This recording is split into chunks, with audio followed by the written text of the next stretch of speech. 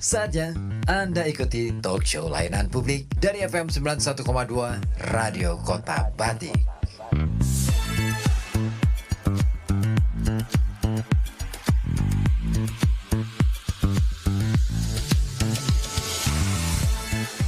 Ya, assalamualaikum warahmatullahi wabarakatuh. Dari kawasan Kerinci 7 FM 91,2 Radio Kota Batik News Interaktif Solutif hadir lagi untuk Anda di siang yang ya agak sumuk-sumuk semromong gitu ya. Di Kota Pekalongan memang cuacanya memang agak fluktuatif untuk belakangan ini. Siangnya panas jetet gitu kalau istilah Pekalongan bilang, malamnya dingin sampai berdiding gitu. Dan siang hari ini seperti biasa di hari Selasa, saya tidak sendirian untuk siaran pada siang hari ini. Ada talkshow layanan publik. Nah, siang ini kita akan bahas mengenai hal-hal yang berkenaan dengan pariwisata, terutama sinergi pengoptimalan sektor pariwisata di Kota Pekalongan. Nah, seperti apa? Nah, kita akan obrolkan juga bersama narasumber yang hadir pada siang hari ini. Ada Ibu Anita Herukusmorini, Kepala BPKAD, terus kemudian Pak Cucut Suranto juga dari PHRI, dan juga ada Pak Retno Purnomo dari Pariwisata Dinparbud Kota Pekalongan. Baik, kita sapa langsung saja tiga narasumber kita siang hari ini, dan Anda boleh bergabung ya melalui saluran telepon 0285424474 ataupun melalui WhatsApp di 0855420912. Tentunya untuk merespon apa saja yang nanti akan kita bahas di siang kali ini sampai jam 2 siang nanti gitu ya. Baik, kita sapa saja yang sudah hadir pada siang hari ini. Selamat siang Bapak Ibu. Selamat siang. Sugeng rawuh. Wah, sugeng rawuh di Radio Kota Batik Bapak Ibu. Bu Anita, tambah seger aja Bu. Alhamdulillah. Oh, makin kalau gemuk ini ya Mas ya.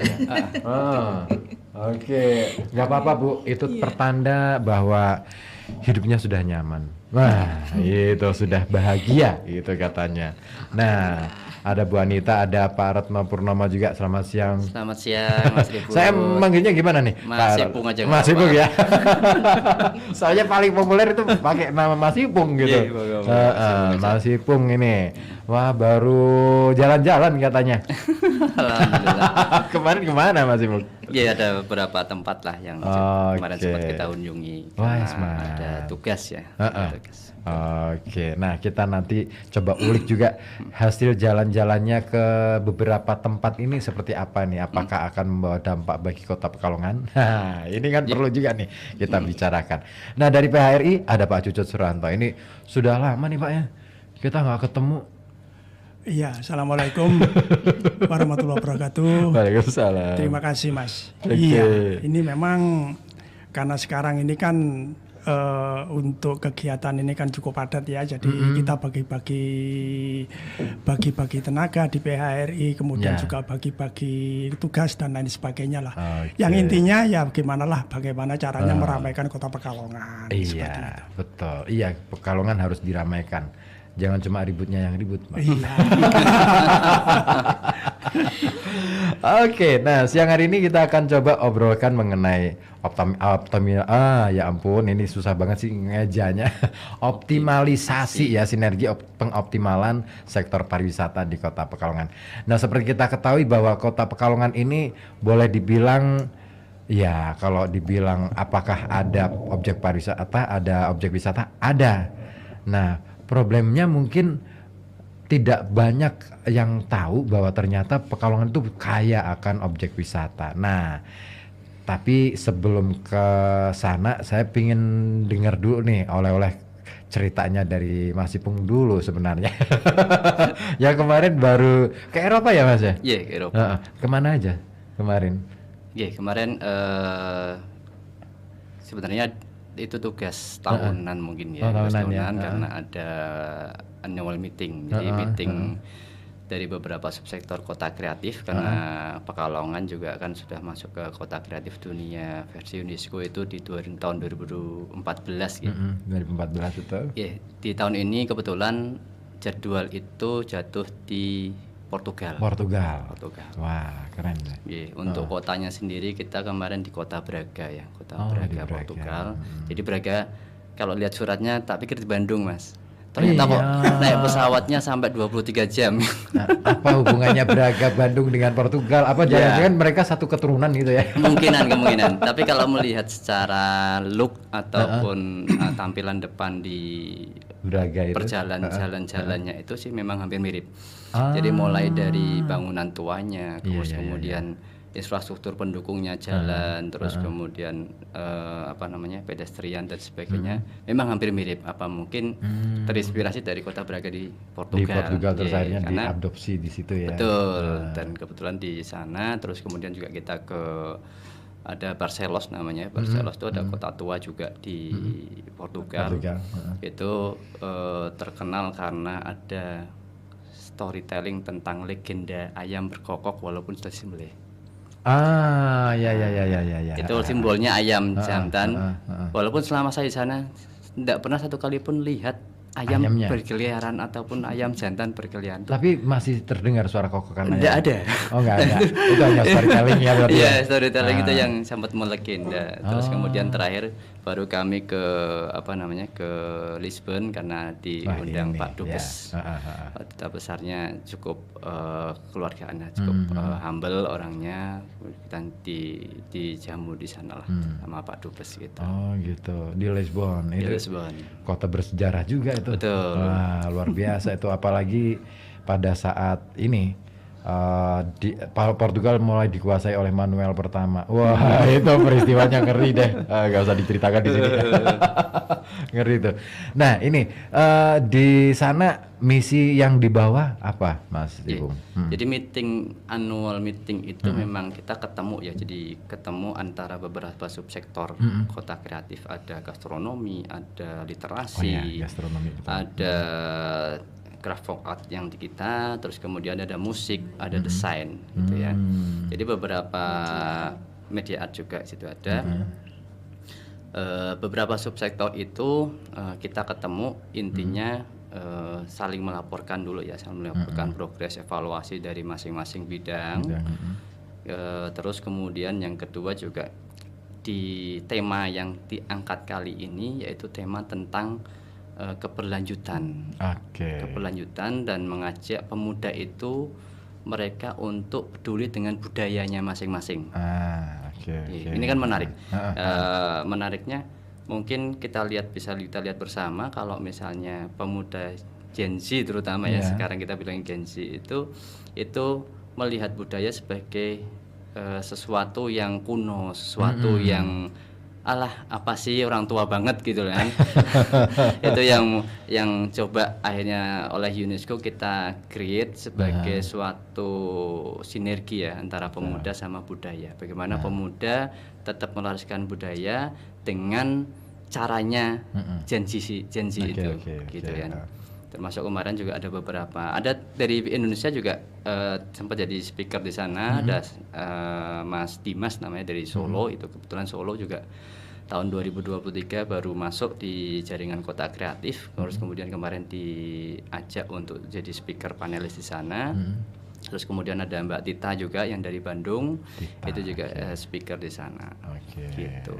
Ya ada beberapa tema lah. Kemudian juga untuk beliau Pak Wali juga kebetulan ada sesi khusus beliau yang kita pendamping jangankan pendamping, ajudan, kasarnya ajudan mau masuk aja nggak boleh. Jadi benar-benar private. Benar-benar private. Jadi ketika ditanya, lah Pak Wali di sana ngapain? Ya saya nggak tahu, private banget gitu lah. Gitu. Sampai yang hadir kan hanya wali kota. Terus kemudian kalau di Indonesia itu ada Gus Dipri dari Solo itu ikut hadir juga di pertemuan tersebut. Wah, seru ya. Ini dia. Berarti misi ke depan adalah itu ya. Misi ke depan sebenarnya dari kenapa kita wajib ikut di situ? Yang pertama karena komitmen. Komitmen karena sudah jadi gabung di kota kreatif itu sebagai komitmen kita untuk hadir di meetingnya UNESCO itu. Terus kemudian misi yang kedua kita menjalin kerjasama dengan kota-kota entah itu sebidang dalam arti craft dan vokal ataupun di lain bidang. Oke. Ya. Jadi mungkin oleh-oleh yang bisa kami sampaikan ya, walaupun bukan bentuk barang. Kemarin ketemu lagi Bu dengan Heidelberg. Kebetulan kita ketemu Heidelberg, walaupun Heidelberg kan 2018 ya Pak, 19 itu ketemu kita sudah coba jalin kerjasama dan sebagainya. Kemarin ketemu lagi, kok lost contact, kenapa? Saya tanya gitu. Kenapa lost contact? Ternyata ada beberapa permasalahan di masing-masing daerah, baik di kita maupun di sananya. Ini coba kita create lagi, untuk kita seriusi lah untuk kerjasama ini. Jadi selain membawa dampak bagi Pemda, itu terutama bisa mendapat dampak bagi pengrajin, terutama craftnya kita di sektor batik. Di sektor batik ya. Terus kemudian yang kedua, kita ketemu dengan Bulgaria, mereka punya museum juga. Terus di Lisbon juga mereka punya museum juga, yang museum mat itu museum ya lebih ke kontemporer itu MAAT itu mau coba kita prospek untuk kerjasama dengan museum kita yang di Pekalongan, karena museum kita juga tidak main-main, juga sudah jadi museum dunia kan, museum UNESCO kan, internasional, yang perlu kita bawa, angkat lagi ke ranah internasional. Wah, gitu. Ini seru nih sebenarnya. Ini peluang ini sebenarnya. Ini kayaknya kalau saya ngobrol ini bisa satu sesi sendiri. Tapi ini peluang. Artinya ini harus ditangkap sebagai peluang untuk memajukan Kota Pekalongan. Nah, tinggal bagaimana sih sebenarnya semua pihak menangkap ini sebagai peluang. Nah, PHRI. Nah, ini gimana nih menangkap peluang yang tadi dilontarkan oleh Mas Ipung ini? Yuk, gimana ya? Apa nih yang bisa dilakukan gitu kira-kira? Iya, baik, terima kasih. Di sini ada Mas Ipung, tadi oleh-olehnya cukup bagus ya, dan itu sangat menjanjikan kalau menurut saya. Betul. Karena di Kota Pekalongan ini yang jelas itu setelah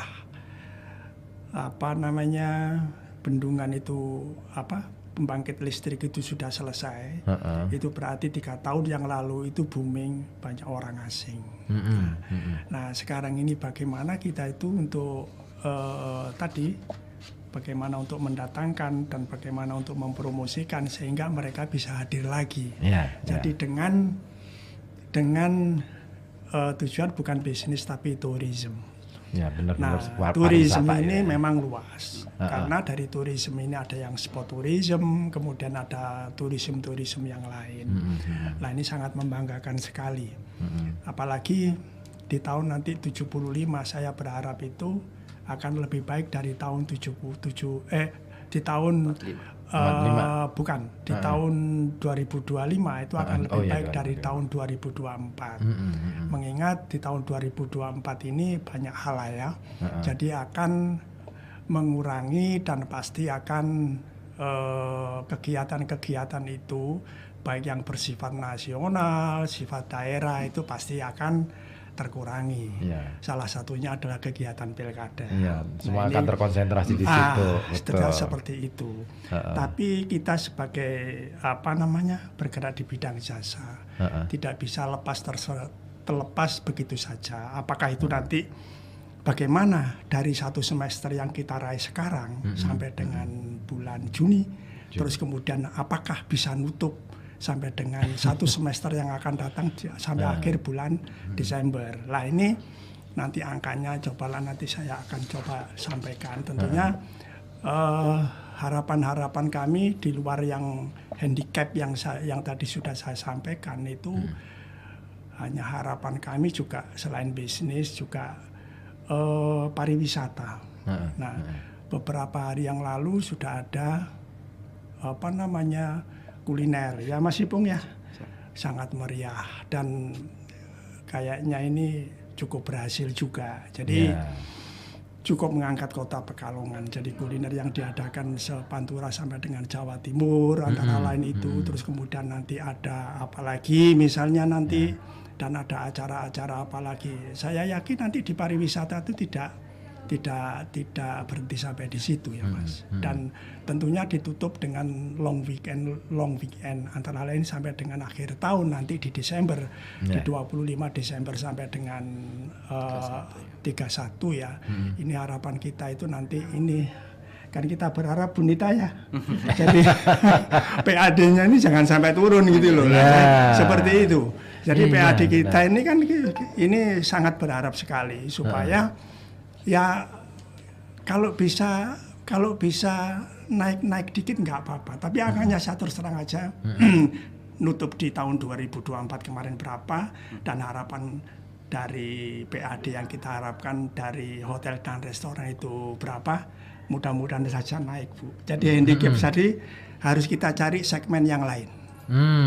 Jadi kita tidak hanya terpaku pada karena wah ada kegiatan ini ya pilkada ya. Kegiatan terkurangi ya, baik nasional maupun itu pastilah. Nah, apakah dia akan mengurangi income semua kan, Mas? Nah, ini cobalah kita kita bicara dengan beberapa teman di Casa Grande. Casa Grande itu kumpulan pimpinan hotel-hotel di seluruh kota Pekalongan. Jadi bagaimana kita itu akan mengkritnya nanti. Tentunya nanti setelah ini kami bisa menyampaikan. Saya kira sementara itu dulu dari saya. Oke, kalau tadi sempat disinggung nih sama Pak Cucut bahwa PAD, wah ini sudah ngomong PAD ini arahnya ke Bu Anita nih. Bu, boleh nggak sih di-spill seberapa besar sih dukungan atau pendapatan asli daerah dari sektor pariwisata ini untuk Kota Pekalongan itu seberapa besar, berapa persennya gitu, kalau misalkan di total gitu. Kalau mau seperti itu ya, Mas Ribut, sebenarnya kan PAD kita itu relatif kecil dibandingkan APBD. PADS kita ya, pendapatan asli daerah itu sekitar 250 miliar. Jadi 25%-nya dari APBD kita yang hanya 1 triliun. Tapi kan tidak semuanya bisa digunakan untuk belanja daerah karena ada yang sifatnya transitoris. Kemudian yang besar itu dari BLUD rumah sakit. Itu kan dimanfaatkan sendiri oleh rumah sakit. Jadi ya memang kalau PAD kita yang terbesar itu memang dari BPHTB. Ya dari biaya perolehan hak atas tanah dan bangunan karena ada peristiwa jual beli. Kemudian setelah itu dari pajak penerangan jalan, yang ketiga dari PBB, keempat itu dari pajak restoran, termasuk di dalamnya itu ada restoran yang ada di hotel, baru kemudian pajak hotel. Memang seperti tadi yang disampaikan Pak Cucut, untuk pajak hotel ini juga effortnya lumayan ini supaya bisa mencapai target karena tahun 2023 kemarin juga tidak mencapai target, hanya 95%, sekitar 95%, dan tahun ini pun serapannya sampai akhir Juni juga belum ada 40% ya Pak Cucut ya. Hotel.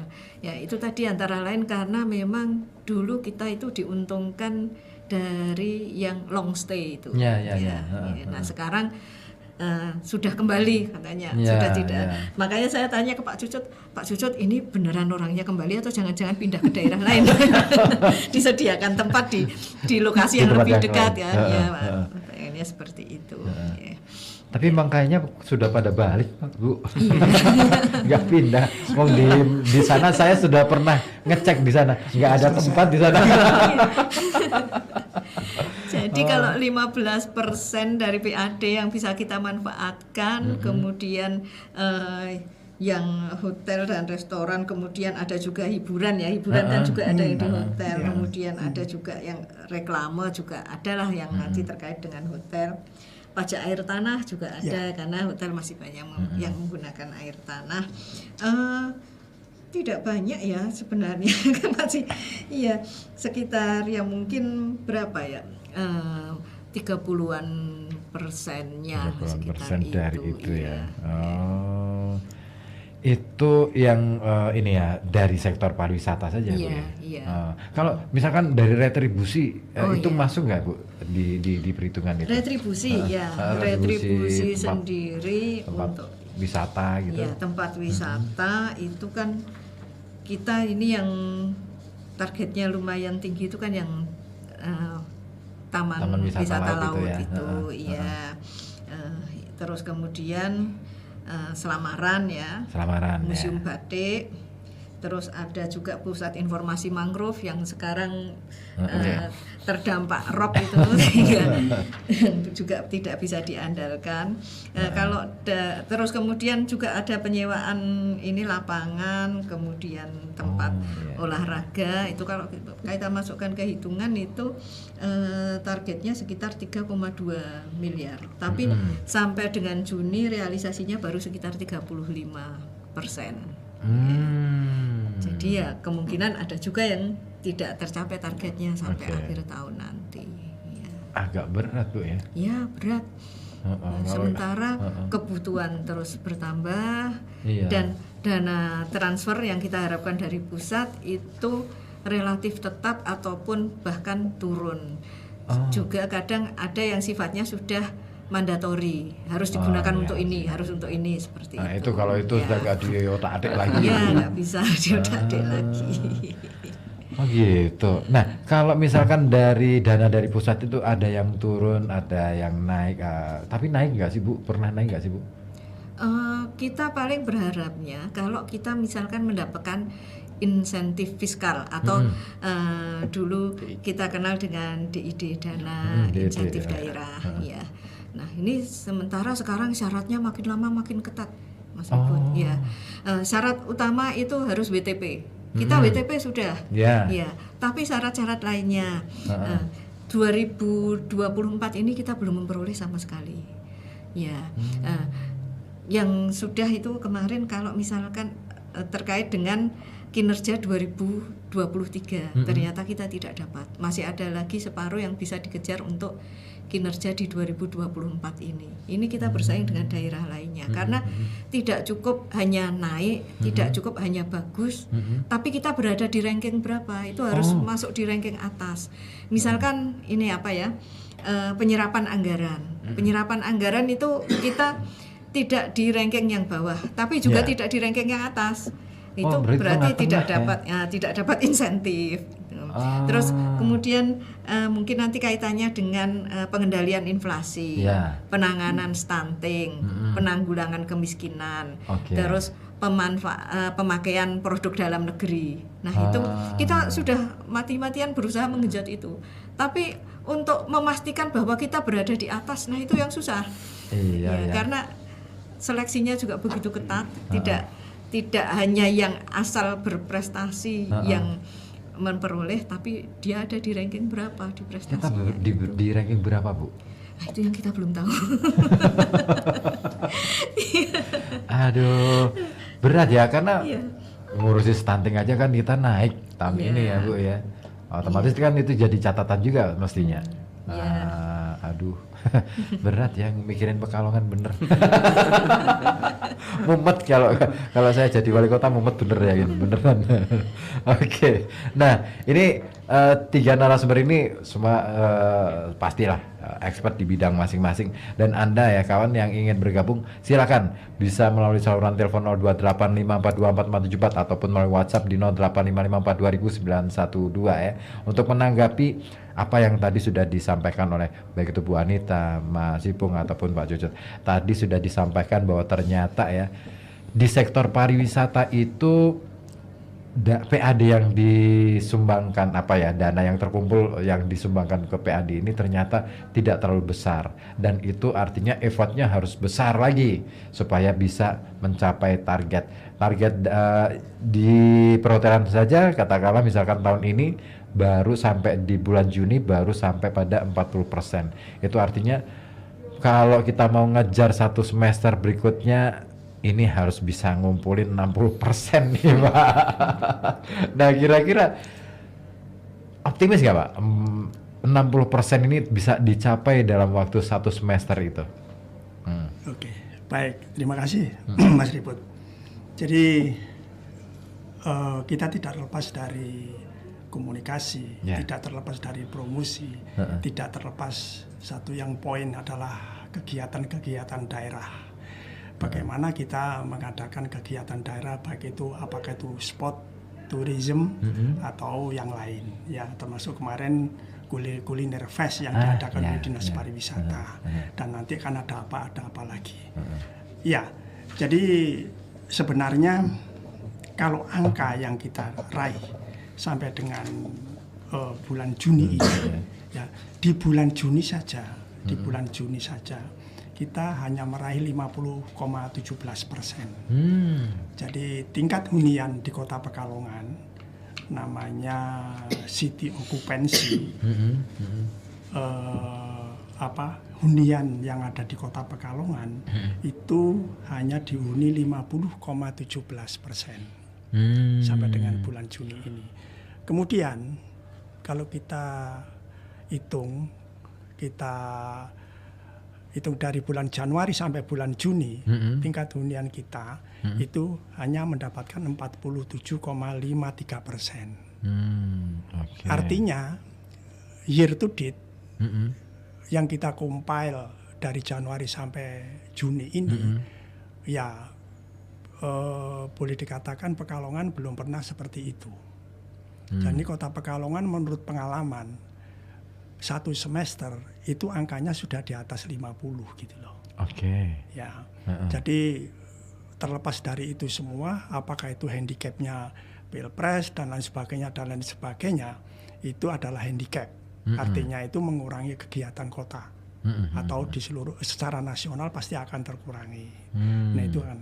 Nah tentunya bagaimana kita meraih di angka yang tentunya tinggal satu semester. Tentunya di sini tidak mudah ya. Jadi tadi teman-teman Casagrande di masing-masing pimpinan ini, saya yakin mereka sudah ke kementerian. Itu pasti itu. Tidak mungkin tidak. Mereka akan roadshow ke sana. Intinya bagaimana kegiatan itu bisa diadakan di Kota Pekalongan. Jadi di akhir dari satu semester ini, saya berharap untuk bisa lebih agresif untuk ke sana. Yang pertama itu. Terus kemudian yang kedua, kita ini di Kota Pekalongan, ini kan wisata religi kan sangat kuat sekali. Sangat kuat sekali. Jadi kami dari awal tahun, dari Januari, bahkan sebelumnya Mas Ribut, di bulan 10 ya, kita sudah mulai untuk meng-create bagaimana para pengunjung yang akan hadir di Pekalongan, ya intinya wisata religi ini kita create.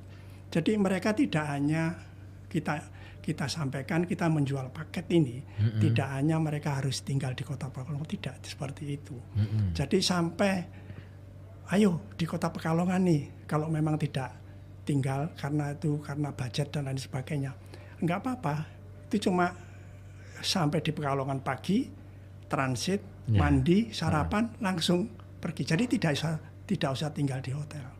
Ini akan mengurangi budget, dan ini sangat menarik, dan ini juga cukup banyak.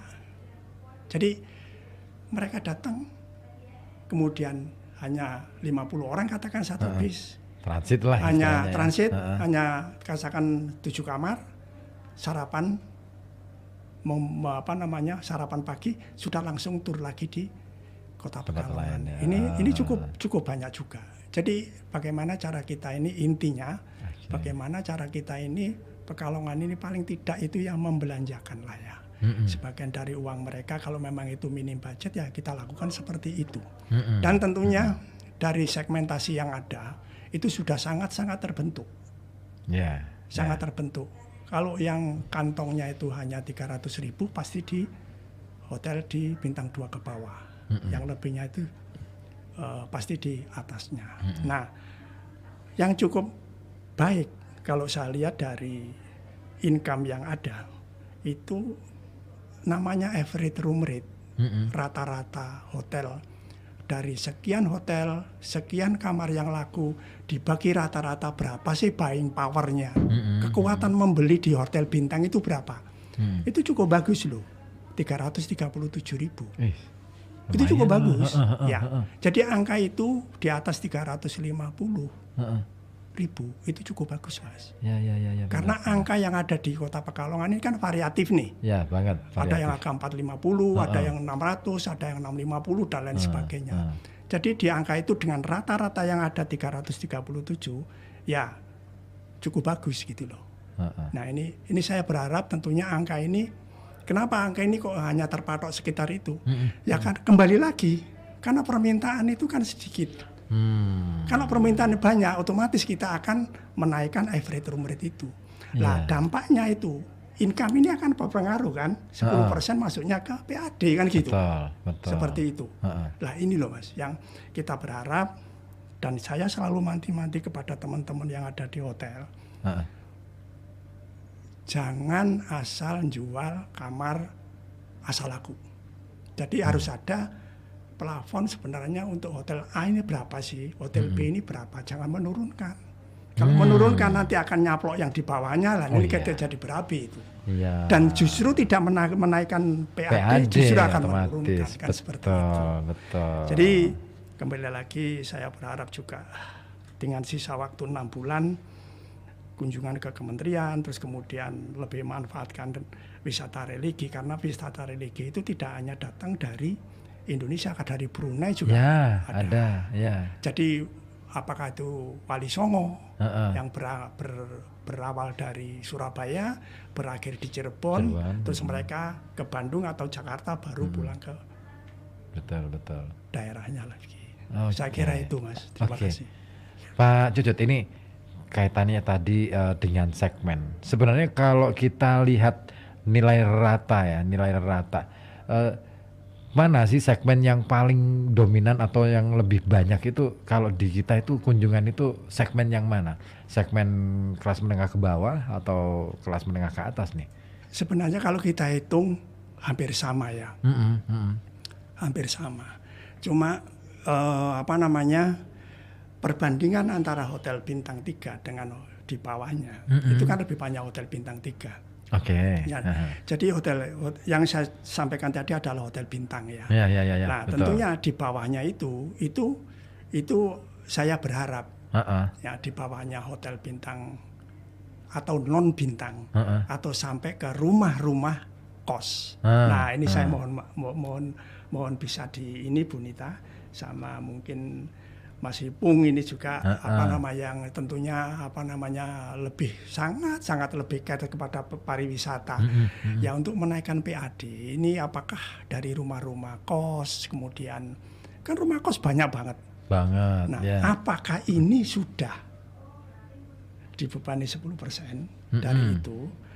Dan ada beberapa hotel-hotel kecil ya. Hotel-hotel kecil ya, apakah sudah juga untuk menaikkan PAD, karena ya tidak hanya yang non bintang dan besar saja yang dibebani itu, tapi kan mereka juga kan sama harusnya seperti itulah. Ini saran saya untuk BPKAD Bu Nita untuk bisa lebih agresif untuk dalam rangka menaikkan PAD kita itu. Seperti itu. Nah ini menarik nih, lontaran dari Pak Cucut ini asik sih. Memang yang namanya ketika suatu tempat banyak pengunjung, kita kan nggak pernah bisa mantau secara jernih nih ya, istilahnya mantau secara detail. Apakah di sana tumbuh rumah-rumah kos baru yang itu bisa menjadi peluang ekonomi bagi masyarakat sekitar, dan mana saja nih yang jadi tempat-tempat seperti itu. Nah, sebenarnya kalau dari kepariwisataan sendiri, Dinparbud sendiri, ada nggak sih upaya katakanlah misalkan untuk oke, kita sebut saja satu lokasi wisata religi paling ramai itu kan di Sapuro.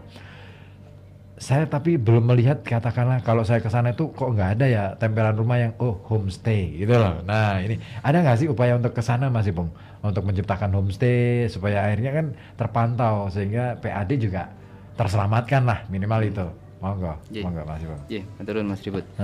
Jadi kalau kita bicara homestay ataupun rumah kos ya, memang kita sifatnya wait and see ya. Jadi karena itu kan suatu bentuk investasi dari masing-masing masyarakat gitu.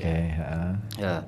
Jadi kita sifatnya memang menunggu. Kalau misalnya memang yang bersangkutan dalam hal ini masyarakat yang ingin berusaha di bidang homestay itu sudah mengajukan mengajukan izin, mengajukan kelembagaan untuk pengelolaan manajemen dan sebagainya, baru kita dampingi, baru kita survei gitu ya.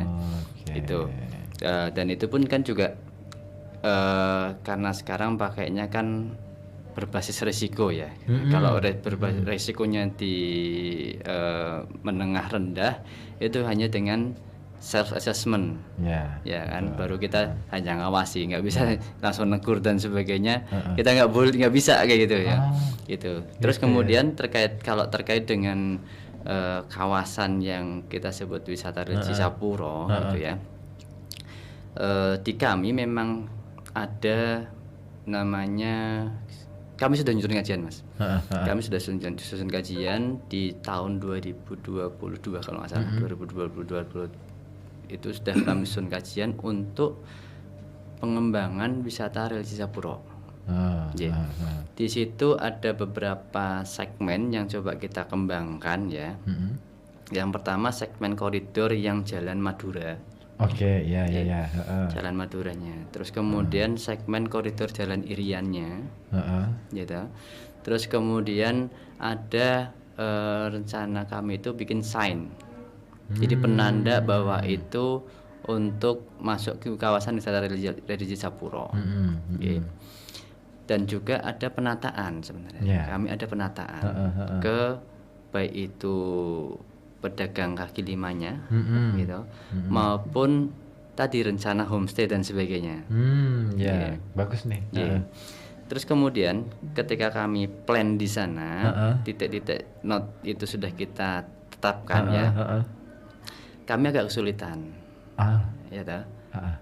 Kesulitannya sama, biasa. Itu Udi.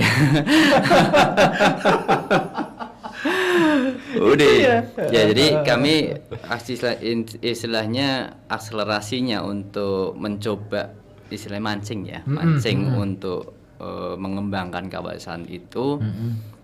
Dari PU sudah masuk nih di posisi jalan sama saluran itu sudah mulai masuk. Terus kemudian di tahun ini kami coba bikin sign tadi Gapuro.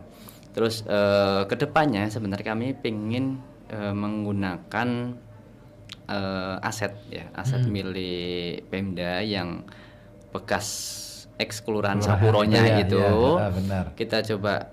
Kita plannya kalau di sana itu sebagai transit shuttle bus.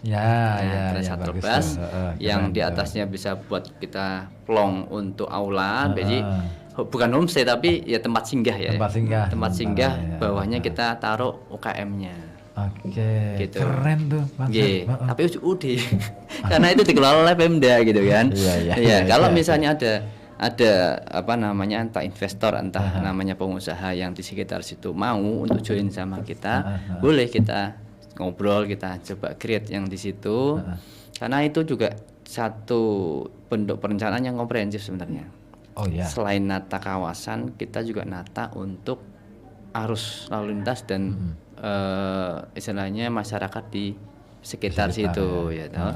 Kita lihat kalau misalnya hari Sabtu Minggu lah ya. Cuma Sabtu Minggu 3 hari weekend ini. Orang-orang di sekitar sana ketika mau keluar dari taruh gangnya dan sebagainya itu sudah susah sekali. Sudah susah sekali ya toh. Kalau lewat sana. Nah itu juga problematika masalah transportasi juga nantinya coba kita sudah kita create di dokumen itu ya. Karena juga saya kebetulan penghuni situ, penghuni sekitar situ. Apa namanya? Jadi langsung bisa merasakan lah yang teman-teman rasakan juga warga-warga di situ. Ini tapi kan butuh effort yang agak kuat, terutama dari butuh bantuan beliau Pak Wali juga untuk komunikasi, karena itu harus ada komunikasi dengan istilah keluarga dari Habib itu komunikasi. Boleh apa enggaknya. Terus kemudian kalau misalnya kita create dengan seperti ini seperti apa gitu kan. Intinya sih kita cari win-win solution dari yang sekarang berusaha di sana juga bisa tetap terangkat, tapi juga masyarakat yang di sekitar kawasan itu juga bisa nyaman gitu ya, bahkan mendukung kadang, bahkan bisa mendukung untuk kegiatan yang ada di kawasan religi itu, gitu. Memang sih problemnya juga kalau bicara ke PAD juga, memang di sana belum bisa kita tarik ke PAD. Makanya betul. Itu kan sebenarnya potensi ya. Saya sering loh kalau ke sana itu ngumpul-ngumpul sama anak-anak muda di sana itu, pas di masjid itu kan depannya kan ada sekretariat itu. Betul. Saya sering banget ngobrol ke mereka, "Mbok ya kalian itu inilah aware dengan ini gitu loh. Jangan sampai ya oke lah katakanlah misalkan kalau orang-orang bilang ya pokoknya ngalah berkah aja lah yang penting ya bagus sih, tapi kalau nggak dikelola lama-lama akan timbul kecemburuan juga loh. Itu ngeri juga potensi kecemburuannya. Iya, memang ada beberapa, ya terutama masalah transportasi sih. Masalah transportasi itu bahkan ada beberapa orang yang sempat, ya karena saya juga daerah segitu, langsung datangi ke saya.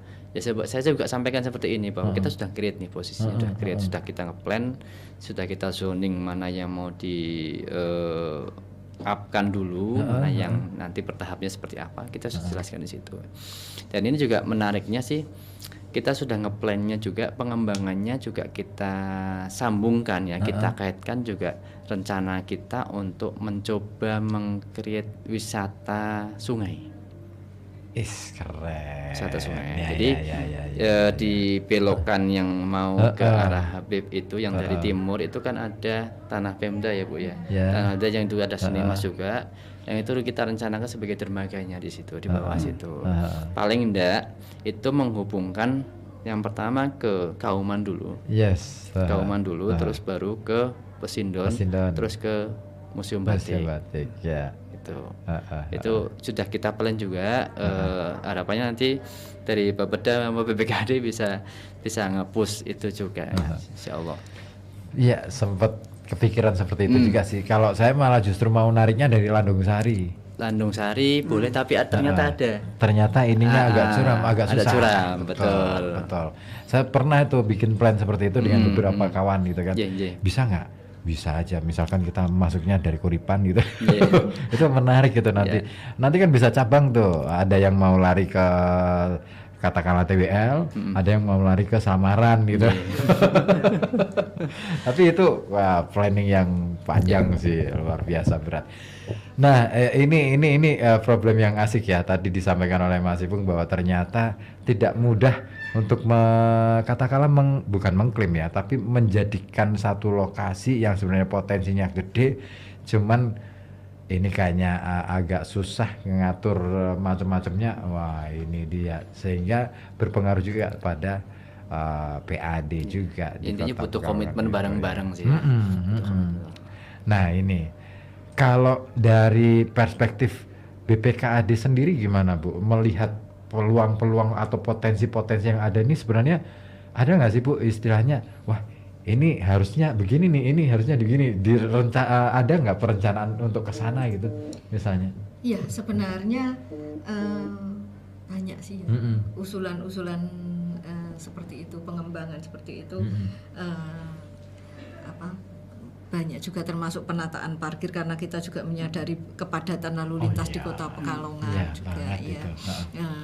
Kita kan sebenarnya pengen mengembangkan Pekalongan baru yang di kawasan timur dekat interchange itu. Ya. Nah, itu juga sama. UUD juga. Belum klasik lah ya. Iya, makanya ini kebetulan kok ada dari katanya Kementerian Kelautan Perikanan akan membangun ini kawasan nelayan modern. Ya. Nah, mudah-mudahan itu nanti jadi pemancing untuk investasi lainnya di sana. Gitu. Ya, karena kalau memang mengandalkan dari APBD saja itu akan memakan waktu lama untuk bisa mewujudkannya. Ya. Kita memang punya aset-aset yang sementara ini mungkin idle ya, mungkin ex kelurahan seperti tadi yang disampaikan Mas Ipung, Kelurahan Sapuro, dan juga mungkin lahan lainnya.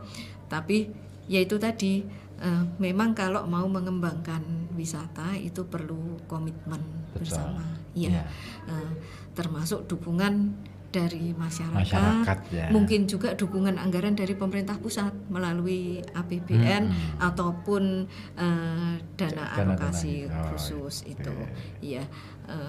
Karena usulan ke APBD itu setiap tahunnya itu lebih dari 2 kali lipat dari kemampuan kita. Ya, makanya pisaunya Bapeda dan BPKAD itu harus tajam sekali untuk matang-matang mana yang prioritas. Nah itu tadi. Kalau misalkan ada usulan pengembangan wisata, kalau secara kajian kok ternyata nanti hasilnya akan prospeknya bagus ke depan, mengapa tidak? Tapi tentunya itu berarti akan menggeser prioritas yang lainnya. Karena kemampuan kita dari tahun ke tahun yaitu cuma 1 triliun itu tadi. Sama Bu, ketika saya dengan kawan-kawan itu pernah membicarakan Landung Sari, kan tempat tinggal saya itu kan sudah dinamai sebagai Kampung Canting. Kami itu membicarakan, bisa nggak ya ini jadi kawasan wisata baru itu? Nggak nemu Mas, karena banyak problem ya istilahnya, komitmen warganya seperti apa, komitmen dari komunitas Cantingnya seperti apa, kok belum ketemu ya. Akhirnya kita mundur waktu itu. Kan sempat itu diajak ngobrol sama kelurahan, sampai waktu itu saya nanya ke Pak Lurah, waktu itu masih dipegang sama Pak Sumadi. Saya nanya ke Pak Sumadi waktu itu, Pak, ada nggak Pak anggaran yang khusus untuk Kampung Canting? Wah, itu tidak di kelurahan. Loh, bisa dong diusulkan melalui Musrenbang saya bilang gitu. Karena ini untuk membangun citra Kampung Canting nih. Gimana? Ya sudah ada sih upaya mau dibangunkan semacam gapura itu kan. Cuman aku ngelihat lagi masyarakatnya oke nggak ya? Kalau nggak oke, ya memang benar sih. Komitmen kalau kita ya saya sih respect dengan kampung-kampung wisata kayak misalkan di Magelang, terus kemudian di Bali, kalau Bali sudah lah itu, Magelang itu loh yang asik banget, komitmennya luar biasa. Mereka dari tukang ngojek sampai yang cariin penginapan Bapak, itu loh etikanya asik banget. Saya sempat tuh pas di Magelang itu baru mau parkir, mau nanya tempat nginep yang murah di mana itu sudah dideketin sama orang. Mas, mau nyari tempat nginep? Nggih. Oh, sama saya aja, tak anter. Kemana? Ya pokoknya ngikutin. Nah, sudah diikutin, dia nggak ngutip apapun, dan itu katanya itu sudah masuk ke dalam satu paket ketika kita bayar untuk homestay itu sudah satu paket. Oh, dia sudah dapat komisi dari situ. Gitu ya. Kita ngerasa asik aja kan. Ngerasa nih kan, loh, wong Magelang ya apik-apik toh. Padahal kan sudah dapat komisi dari situ. Itu keren banget. Wah, kok bisa ya? Saya akhirnya mikir, bisa nggak ya Pekalongan kayak gini ya gitu loh. Bisa nggak ya? Nah, kira-kira bisa nggak Mas Ipung? Kalau bicara bisa, harusnya bisa. Pasti bisa harusnya ya. Tapi ini menarik sekali. Jadi Bu Anita ini saya tertarik sekali nih. Jadi apa yang sudah disampaikan tadi nelayan modern ya. Saya tuh kadang-kadang berpikir gini, Mas Ipung, Mas Ribut sama Bu Anita, bahwa di kota Pekalongan ini kan kota nelayan nih. Kita mau cari oleh-oleh ikan asin mau beli di mana? Itu aja sih, sebenarnya itu saja. Nah, saya tertarik ini nelayan modern. Ya tentunya nanti di sini saya berharap itu nanti yang di depan PTPI itu Teknopark. Teknopark. Ini yang mudah-mudahan bisa berkembang dan bisa hidup gitu loh. Seperti itu. Karena apa? Nelayan modern tentunya tidak terlepas dari itu. Terus dulu saya pernah sebelum pandemi dengan Mas Dirham Syah. Beliau ini kan bangsa kuno-kuno itu kan dia luar biasa itu ya. Beliau barang antik saya. Barang antik. Ini kebetulan pimpinan RKB mudah-mudahan mendengar juga nih beliau ini. Lah, saya pernah bikin crazy idea. Jadi tour dan itu sempat bisa terjual, Mas.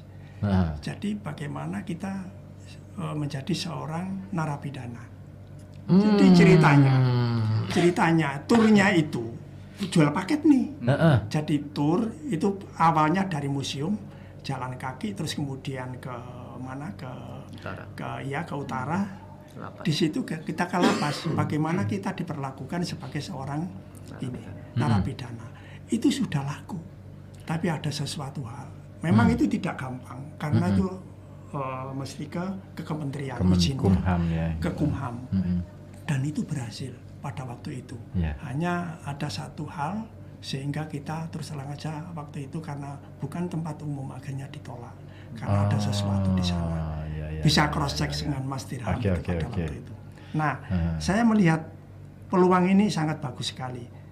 Kalau city walk-nya itu dilakukan dari kantornya Mas Ibu, kantor pariwisata, dari Museum Batik, terus sampai ke sana, terus kemudian sampai ke utara dan lain sebagainya. Sekarang kan sudah tidak banjir lagi itu.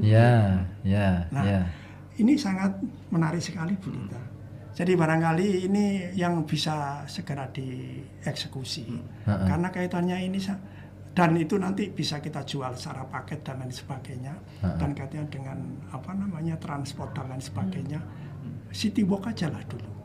Terus kemudian ada sesuatu yang menarik di sana, bisa makan bakar-bakaran di sana dan lain sebagainya. Ini barangkali ini masukan dari kami, tentunya ya mudah-mudahan nanti yang bisa cepat untuk bisa direalisasi. Ayo kita kumpulkan asita kita, Mas. Dari asita dan lain sebagainya, yuk kita create bikin paket-paket seperti itu. Kurang lebihnya seperti itu. Asik tuh. Saya pingin ini nih, ikutan ngobrol itu. Tapi gini, ada yang gabung juga lewat WA. Ini agaknya mungkin waktunya agak saya undurkan sedikit ya Bu, Pak Jojo dan Mas Ipung. Karena banyak juga WA yang sudah masuk. Ada Mbak Lala di Ambuk Kembang. Selamat siang untuk semua narasumber. Kalau dilihat-lihat banyak ya wisata dan tempat kuliner di Pekalongan. Tapi sayangnya ini ada beberapa yang sekarang kurang optimal dalam operasionalnya. Kayak misalnya di mangrove, ya tadi sudah disinggung ya. Dan itu memang kondisi alam yang sulit kita kelola gitu ya. Nah saat ini bagaimana kondisinya? Padahal dulu menjadi destinasi wisata yang cukup recommended di Kota Pekalongan ini. Tadi sebenarnya sudah disinggung ya Ibu ya dari awal. Jadi saya kira sudah cukup lah tadi ditanggapin ya. Kemudian Mas Rio di Tirto. Ke depan apakah rencana di Kota Pekalongan ini akan dibangun restoran atau tempat usaha makan cepat saji lainnya yang memiliki brand besar, misalkan seperti yang kemarin baru dibuka di sebelahnya mall besar itu. Saya nggak bisa nyebut nama karena ini nanti bisa brandnya iklan gitu kan. Syukur-syukur pasang iklan sini sih aman.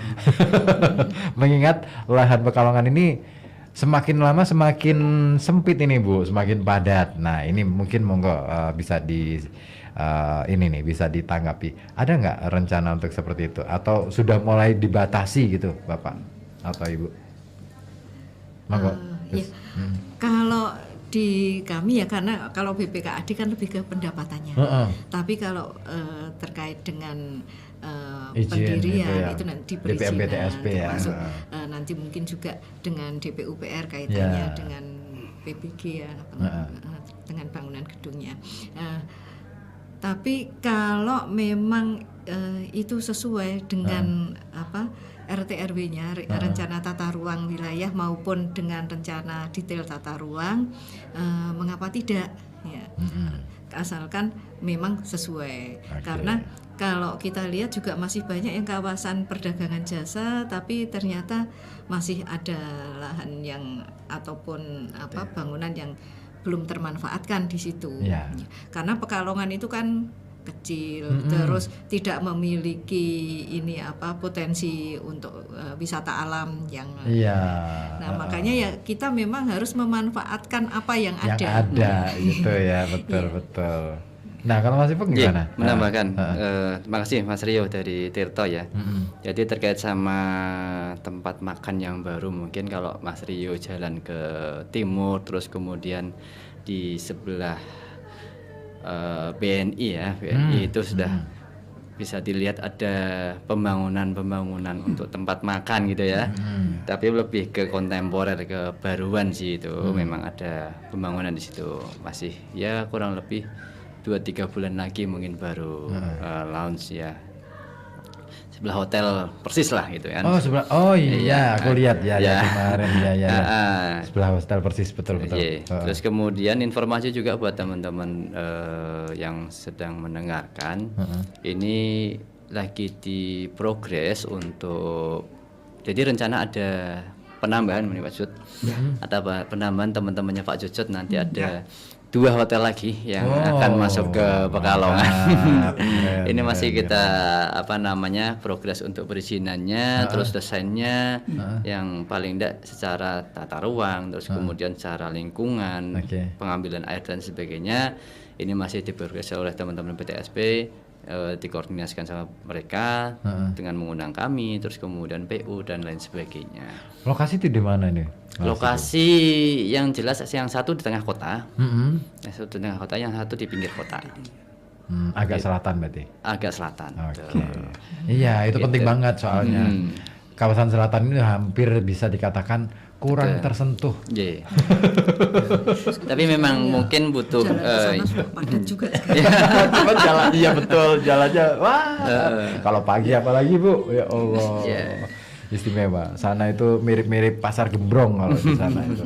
Ini menarik Mas Riko. Jadi apa yang dilontarkan Mas Ipung tadi. Memang ya saya sempat dapat info yang positif ya. Itu 2 hotel.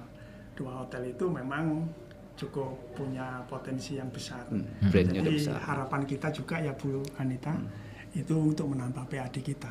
Jangan sampai dengan tadi yang sudah saya sampaikan 1 semester mendapatkan 47% itu semakin turun kan gitu. Tidak seperti itu harapan kita. Karena di ranknya yang baru ini mungkin di rank agak ke bawah dari hotel yang ada. Itu jadi sangat menarik karena di angkanya atau rate-nya ini harganya itu agak di bawah yang baru. Jadi cukup menarik. Yang mudah-mudahan dengan kurang lebih paling tidak itu nanti hampir 200-an kamar yang tambah. Yang sekarang ini sudah 1.100 tambah 200 bisa di 1.300 yang bintang, non bintangnya kurang lebih ada 500-an. Ya kalau Pekalongan sudah punya 2.000 saja untuk event nasional masih berani. Waduh. Sangat berani. Berani. Pasti itu. Saya kira itu masih dibuat menarik sekali ini. Asik tuh. Sebenarnya ada satu unsur yang mungkin kita nyaris tidak menyentuh. Apa itu Mas? Kalau sampai hari ini kan yang diundang dari PHRI, Dinas Pariwisata, terus kemudian BPKAD. Yang kita lupakan itu dari jasa tour. Travel. Asita atau yang lainnya. Itu kan juga penting sebenarnya untuk mendukung pariwisata, sektor pariwisata ini. Nah, karena nggak diundang ya, saya mau nanya ke siapa ini, Mas Ipung aja kali ya. Nah, sampai sejauh ini gimana peran dari travel and tour ini? Apakah banyak yang mereka itu katakanlah baik itu yang dari dalam kota ataupun dari luar kota itu yang selalu mengarahkan ke kota Pekalongan gitu, mempromosikan gitu? Ya, jadi mungkin nyambung dengan pertanyaan sebelumnya yang tadi belum sempat saya jawab. Jadi menciptakan suatu ekosistem pariwisata itu memang tidak mudah. Tapi saya tadi Mas Ribut nantang bisa tidak bisa. Harus yakin bisa. Harus yakin.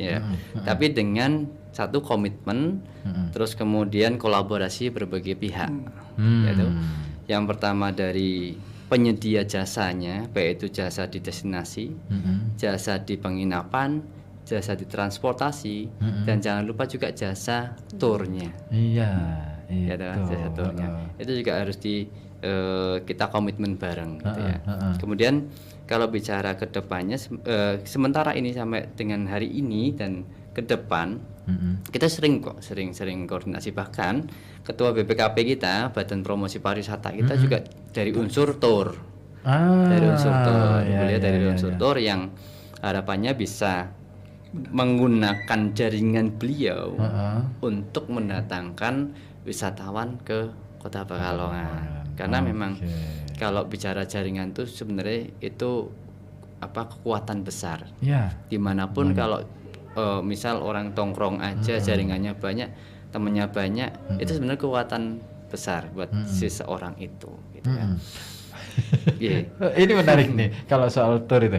Ada satu cameo bahwa makam itu baru akan disebut sebagai makam wali karena tour itu tadi. Itu lucunya kan gitu ya. Betul, Artinya betapa pentingnya jaring travel and tour ini, biro perjalanan ini. Nah, ya kita jangan mau kalah dong dengan katakanlah ya oke lah kalau Mekah dan Madinah ini kan sudah internasional banget. Nah, kita ini sih harapannya kapan ini?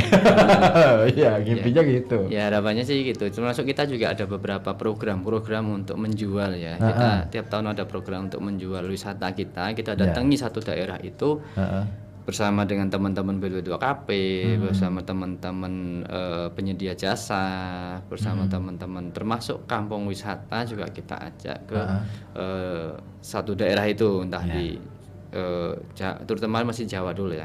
Kita jualan di sana, kita kumpulkan tour travelnya daerah tersebut, kita jualan. Kita punya paket ini loh, tolong dipaketin dong tempatmu seperti apa, gitu. Jadi usaha kita sebenarnya sudah sampai seperti itu ya. Kita datangi door to door, istilahnya misi dagang pariwisata misi dagang pariwisata, kita jualan di sana. Ya otomatis ketika kita buka jualan di sana pasti harganya harus lebih beda. Makanya kita datangkan langsung sama penyedia jasanya. Wes mono istilahnya kasarnya nego deal-dealan sendirilah. Kalau kita hanya fasilitasi karena sifatnya pemerintah hanya fasilitator gitu loh. Jadi seperti itu sebenarnya Mas Ribut. Asik juga ya. Sebenarnya banyak hal yang masih bisa jadi tantangan buat Kota Pekalongan lebih maju lagi nih ya. Saya kemarin sempat juga nih ke Ciamis, Mas. Ciamis, oke. Wah, itu asik banget. Satu kampung itu. Jadi semua kegiatan itu terpusat di satu tempat itu, di titik itu.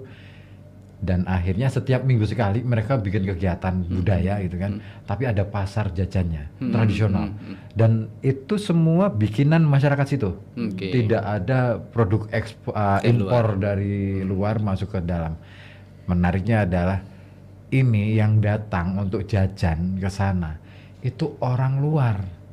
Dari Garut diundang sekian banyak orang, dari mana pokoknya masih dari provinsi Jawa Barat sih. Cuman ini kampung loh, ini di tengah di pegunungan loh, kok bisa ya gitu loh. Ini yang sampai saya keliling, saya waktu itu stay di sana 3 hari terus sambil berbaur dengan masyarakat terus nanya-nanya.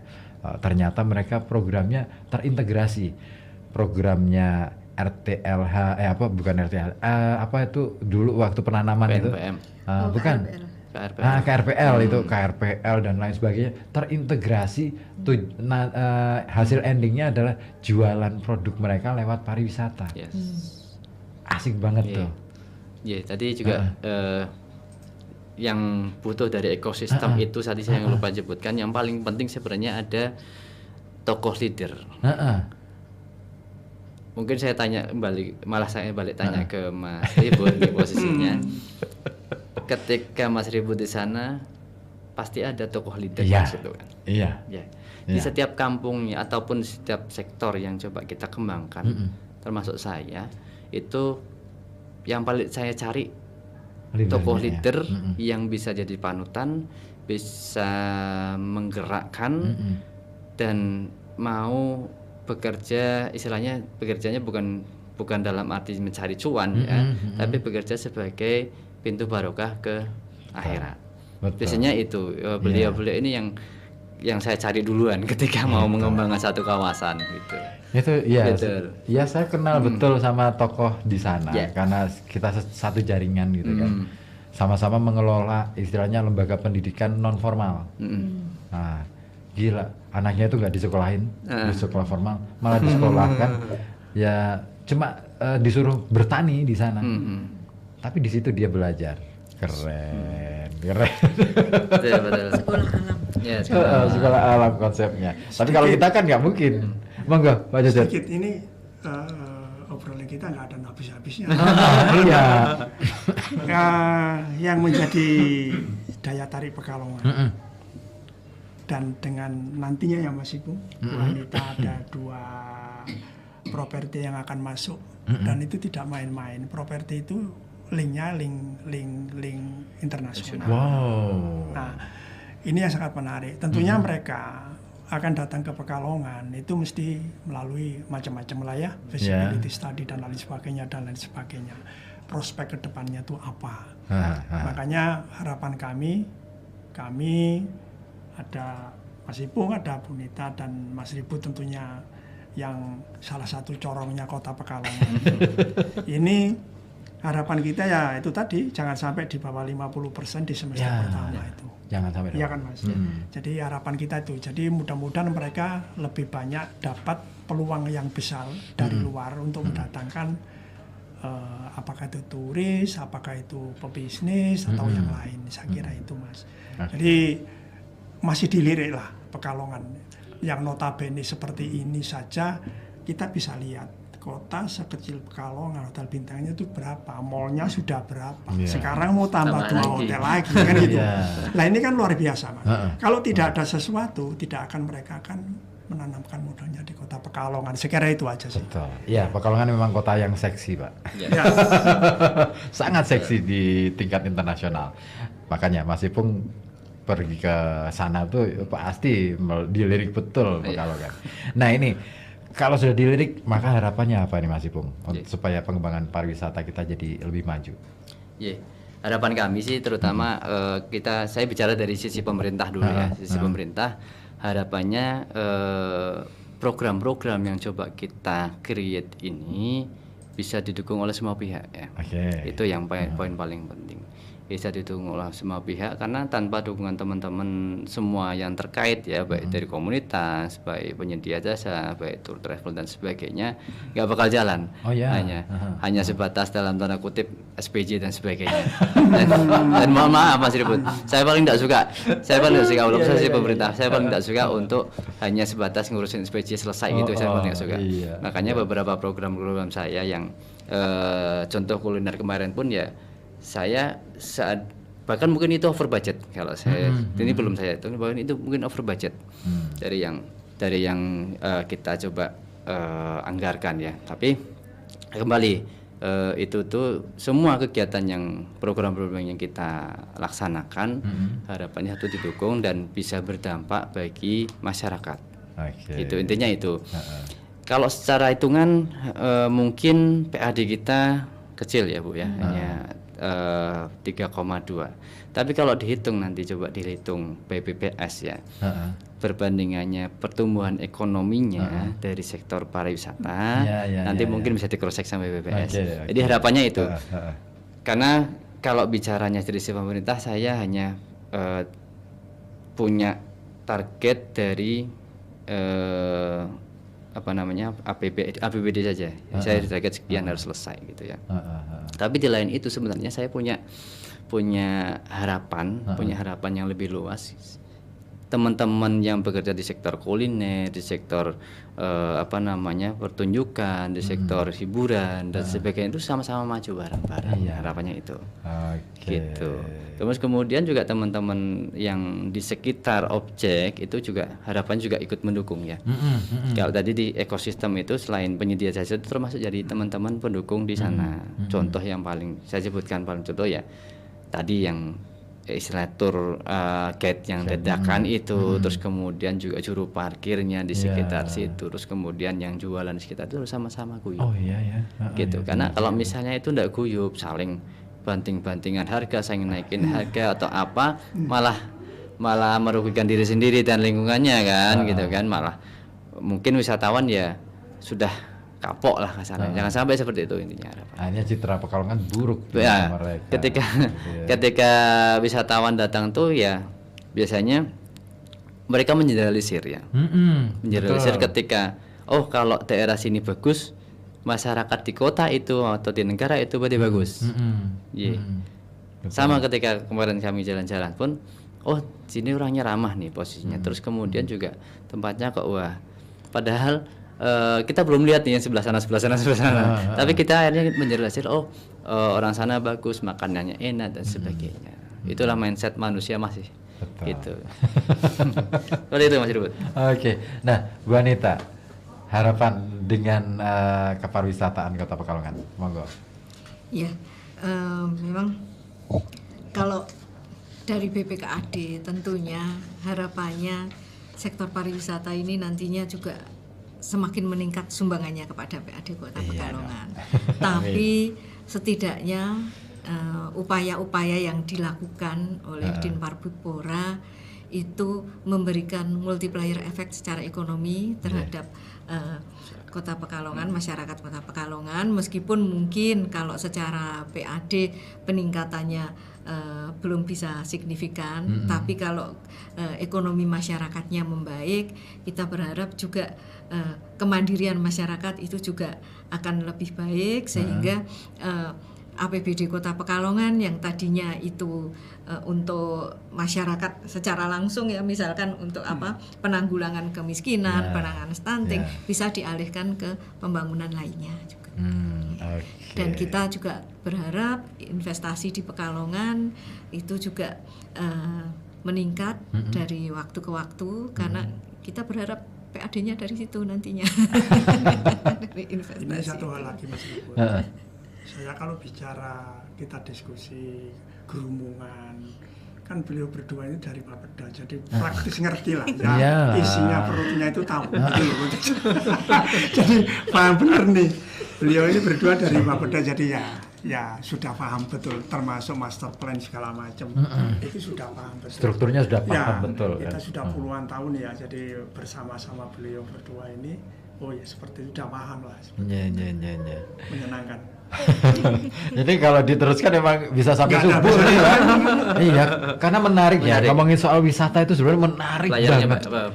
Iya, banyak layer yang akhirnya saling bersinggungan. Nanti akan berkaitan dengan pendidikan, nanti akan berkaitan dengan banyak sekali yang bisa kita garap di sektor pariwisata ini. Saya termasuk orang yang aware dengan masalah pariwisata, tetapi di sisi yang berbeda gitu loh. Nah, artinya supaya ini juga saling dukung satu sama lain. Baik, matur nuwun sekali Bapak Ibu sudah mau berkenan hadir menyediakan waktu untuk obrolan siang ini di sela-sela waktu istirahat. Terima kasih. Pokoknya semoga aja harapan yang kita inginkan, dambakan, cita-citakan untuk Kota Pekalongan ini semoga aja bisa terwujud. Amin. Dalam waktu yang tidak lama lagi Bapak Ibu.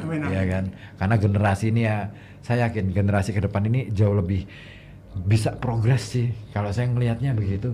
Duta Wisata kemarin saya ngelihat, ini progresnya bagus nih, keren-keren nih. Kayaknya ini bakal bisa jadi, kalau mereka bisa stay di Pekalongan, mimpin di Kota Pekalongan untuk sama-sama mendorong kemajuan bagi Pekalongan.